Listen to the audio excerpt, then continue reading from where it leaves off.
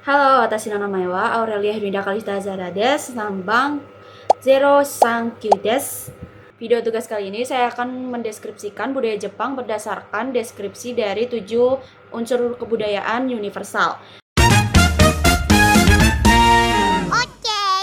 7 unsur kebudayaan yang pertama adalah sistem religi. Salah satu karakteristik agama di Jepang adalah masyarakatnya yang sudah mewajarkan seseorang untuk memeluk 2 agama atau lebih. Lalu yang uniknya lagi, pada umumnya orang Jepang ketika lahir menggunakan upacara dalam agama Shinto, lalu saat menikah mereka biasanya melaksanakan upacara pernikahan di gereja dan upacara Buddha pada saat pemakaman. Shinto adalah agama yang paling tua, berbeda dengan agama-agama yang lain seperti Buddha, Konghucu, Katolik, Protestan, Islam, dan lainnya. Shinto dikatakan konon mirip dengan kepercayaan Tao di Cina. Pada kenyataannya, orang Jepang memaknai agama dalam kehidupannya sebagai tradisi yang dijaga dan dilestarikan secara turun-temurun. Agama yang berkembang di tengah masyarakat Jepang adalah pilihan yang terbuka untuk dipilih oleh individu dan kelompok, dan pemerintah pun tidak berhak untuk mengikut campur masalah agama karena agama adalah salah satu hal yang individu dan privat. Yang kedua ada sistem mata pencaharian yang terbagi menjadi 2, yaitu pada masa ketika masyarakat Jepang masih menggantungkan hidupnya kepada dunia agraris, dan kedua adalah ketika masa transisi dari agraris ke masa industri. Pertama, saat dunia agraris. Pada masa agraris di Jepang, terutama selama periode feodal, masyarakat sebagian besar bergantung pada pertanian sebagai mata pencaharian utama. Sebagian besar penduduk, sekitar 80%, bekerja sebagai petani, sementara sisanya terlibat dalam kerajinan dan perdagangan. Sistem sosial Jepang pada masa ini dikenal dengan istilah Shinokosho yang membagi masyarakat menjadi 4 kelas, yaitu samurai, petani, pengrajin, dan pedagang. Petani, meskipun secara teori memiliki status lebih tinggi daripada pengrajin dan pedagang, kenyataannya seringkali hidup dalam kondisi sulit karena beban pajak yang tinggi, dan sebagian besar tanah pertanian dimiliki oleh daimyo atau tuan tanah feodal yang menyewakan tanah kepada petani dengan harga sewa yang sangat tinggi. Akibatnya petani seringkali hanya memperoleh sedikit hasil dari panen mereka. Lalu pada masa transisi ke peralihan industrialisasi di Jepang, terutama sejak restorasi Meiji pada tahun 1868, masyarakat mengalami transformasi besar dalam struktur ekonomi dan mata pencaharian. Jepang sebagian besar bergantung pada pertanian, namun untuk mengejar ketertinggalan dari negara-negara barat, pemerintah Meiji mengadopsi kebijakan industrialisasi cepat. Pemerintah membangun pabrik-pabrik negara seperti pabrik tekstil dan kapal, yang kemudian dijual kepada pengusaha swasta.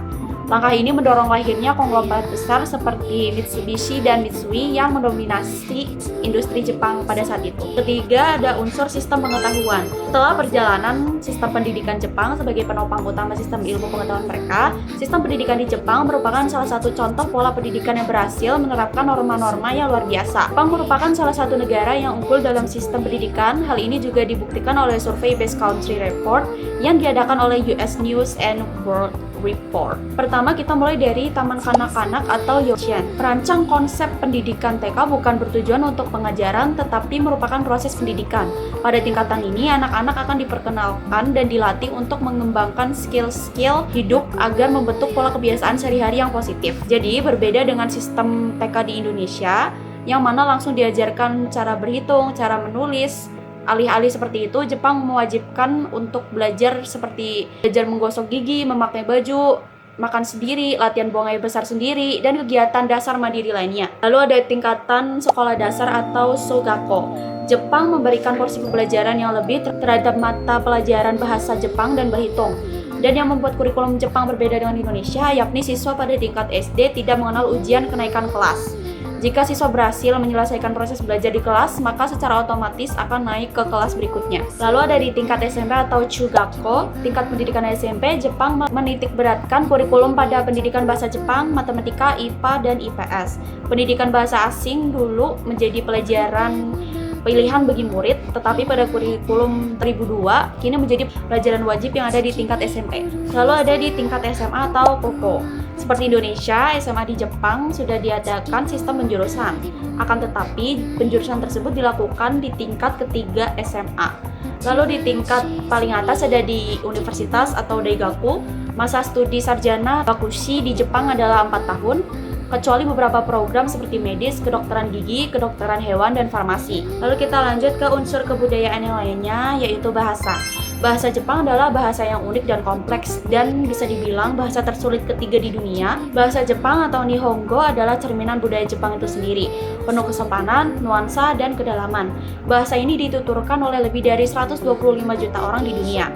Hampir seluruhnya di Jepang dan memiliki struktur yang berbeda jauh dari bahasa-bahasa barat. Salah satu hal paling mencolok dari bahasa Jepang adalah sistem penulisannya yang menggunakan 3 jenis aksara, yaitu hiragana, katakana, dan kanji. Hiragana digunakan untuk kata-kata atau kosakata asli bahasa Jepang, dan katakana untuk kata-kata serapan dari bahasa asing, dan kanji adalah aksara yang berasal dari Tionghoa, digunakan untuk menggambarkan makna yang kompleks dengan satu atau dua karakter. Cara seseorang berbicara bisa berubah tergantung pada hubungan sosial antara pembicara dan pendengar. Ada bentuk biasa atau casual, sopan, teneigo, dan sangat hormat yaitu keigo, yang menunjukkan rasa hormat atau kerendahan hati. Unsur kebudayaan kelima ada kesenian. Kesenian Jepang merupakan perpaduan antara tradisi, estetika, dan filosofi yang mendalam. Berakar dari sejarah panjang, seni tradisional Jepang mencakup berbagai bentuk ekspresi budaya yang masih lestari hingga kini. Di antaranya ada kesenian pertunjukan kabuki, yaitu teater dramatis dengan kostum mencolok dan riasan tebal, menampilkan cerita-cerita klasik melalui tarian dan musik. Lalu ada noh, yaitu teater topeng yang memadukan musik, tari, dan puisi, seringkali mengangkat tema-tema spiritual dan mitologis. Lalu ada bunraku, yaitu teater boneka yang dimainkan oleh 3 dalang, didampingi oleh musik shamisen dan narasi joruri. Lalu di seni visual dan dekoratif ada ikebana, yaitu seni merangkai bunga yang menekankan harmoni dan keseimbangan dengan berbagai aliran seperti ikenobo, sugetsu, dan ohara. Lalu ada origami, seperti yang kita tahu, origami adalah seni melipat kertas untuk menghasilkan berbagai bentuk yang unik. Lalu ada di bidang kaligrafi dan kerajinan, ada shodo, yaitu seni kaligrafi Jepang yang menekankan ekspresi emosional atau goresan kuas dan tinta. Lalu selanjutnya ke unsur kebudayaan lain, yaitu sistem organisasi sosial. Sistem organisasi sosial di Jepang mencerminkan nilai-nilai tradisional yang telah berkembang selama berabad-abad, dengan penekanan pada hierarki, kolektivisme, dan hubungan interpersonal yang erat. Salah satunya adalah sistem ie. Dalam bahasa Jepang, kata ie merupakan 2 arti, yaitu ie sebagai bangunan atau rumah, dan ie sebagai suatu sistem limited extended family atau keluarga luar terbatas yang dihitung secara patrilineal. Sistem ie ini berlaku pada zaman Tokugawa pada tahun 1603 sampai 1867, yang utamanya berlaku pada kaum bushi atau samurai dan kalangan kaum bangsawan. Namun pada saat era restorasi Meiji, eksistensi sistem ie dikukuhkan dalam undang-undang Jepang bagi orang Jepang. Tunduk kepada kehendak keluarga dituntut atas nama suatu nilai yang maha tinggi. Dalam artian semua anggota keluarga memiliki kepentingan. Lalu unsur kebudayaan terakhir ada di sistem teknologi. Jepang dikenal sebagai negara dengan inovasi teknologi yang tinggi, terutama dalam bidang robotika, otomotif, dan elektronik. Perusahaan seperti Toyota, Honda, dan Sony telah menghasilkan produk-produk revolusioner seperti mobil listrik, robot humanoid, dan perangkat elektronik konsumen. Sistem produksi mereka seringkali mengadopsi prinsip kaizen atau perbaikan berkelanjutan, dan monozukuri atau seni pembuatan barang untuk memastikan kualitas dan efisiensi. Berbagai aspek penting teknologi Jepang itu ada, diantaranya yang pertama robotika. Jepang adalah pelopor dalam pengembangan dan penggunaan robot di berbagai sektor, termasuk industri, perawatan kesehatan, dan kehidupan sehari-hari. Lalu yang kedua ada elektronik. Perusahaan Jepang seperti Sony, Panasonic, dan Toshiba telah lama menjadi pemimpin global dalam industri elektronik. Industri otomotif Jepang, terutama Honda, Toyota, dikenal karena inovasi dalam teknologi kendaraan dan efisiensi produksi. Lalu ada infrastruktur. Jepang memiliki infrastruktur modern dan canggih, termasuk sistem transportasi kereta api kecepatan tinggi atau Shinkansen.